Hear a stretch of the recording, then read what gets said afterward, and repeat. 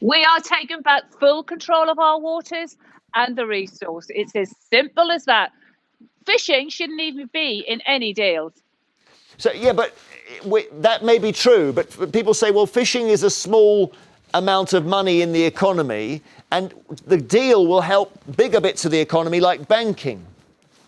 So that GDP you're talking about, Jeremy, who's that small to? Because I tell you, that GDP is 100% to coastal communities in the UK, and we need that back. We have got golden opportunity to rebuild our industry that, quite frankly, has been taken away from us.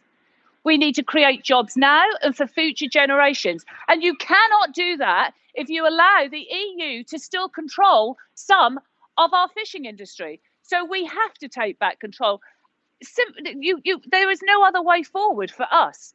Why should coastal communities be the sacrificial lamb in all of this? No, we have been sacrificed once before, and we've had enough.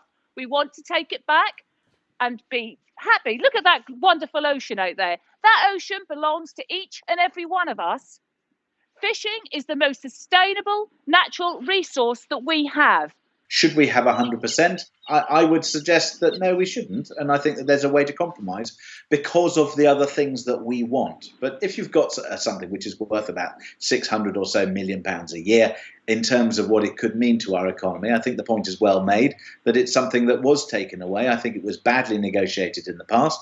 I think we've badly negotiated when it comes to the Common Agricultural Policy, which is a total mess and has been environmentally damaging as well as damaging to our farmers and our trade overseas. And I think it's time for a way to look at what should be done and how this could be better. So you give me your wages and I'll give you a percentage of that back. How would you feel?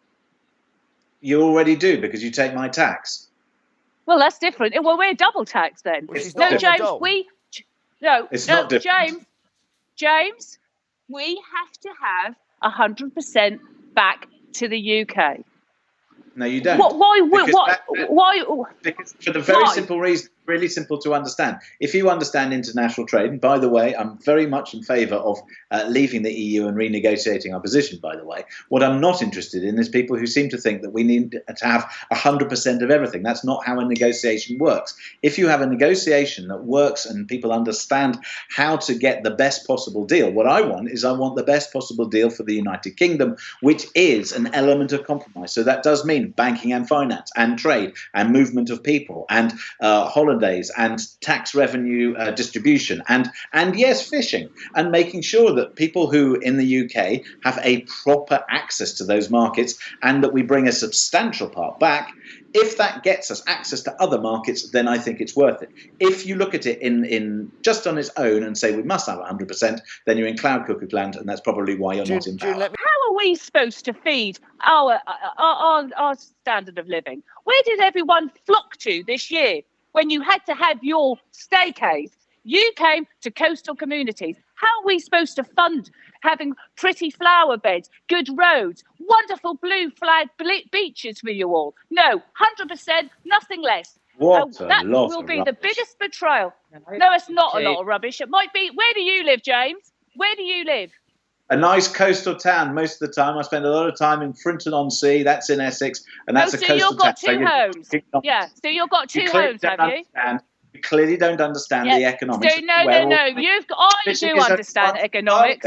I understand everyone deserves to be fed. That's what I believe in. Power. It's no wonder that people didn't vote with you, because you don't understand. They did vote for me.